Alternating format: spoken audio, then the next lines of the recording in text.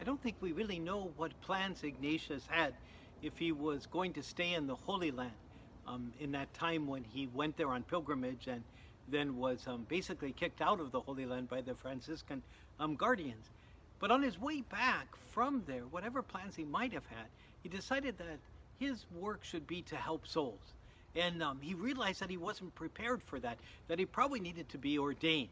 And so with this remarkable creativity, this tenacity, this way of doing things that other people would decide were foolish, he put himself in school with very, very young students so that he could make up for his lack of education.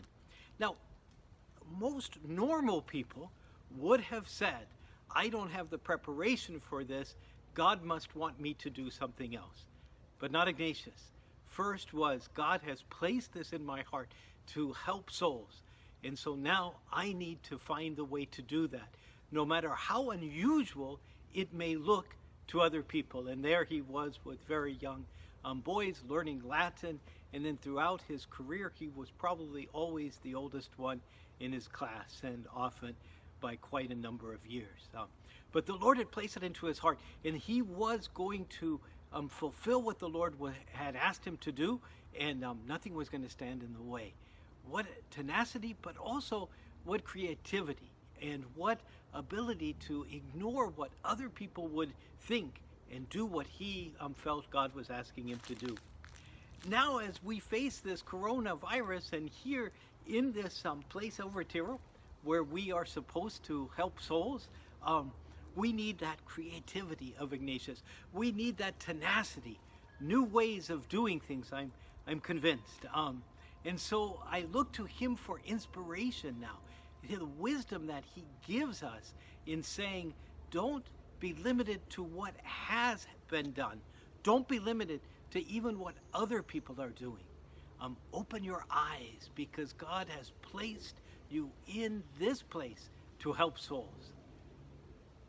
And we know that the Lord will give us the wisdom and show us how to do that. May Ignatius's wisdom in doing this remarkable thing, because at the end of the day, this place exists because Ignatius decided one day that he should sit in classrooms with 10-year-olds to learn Latin, which he didn't know. And this place is one result of that. So our challenge, I think, for us now is to say, how can we be true to the vision of a man, the wisdom of a man who was willing to take the ridicule of other people to serve and do what God called him to do. May the Lord give us that same wisdom of Ignatius and that same tenacity to do the will of God. And that's the wisdom of Ignatius for today.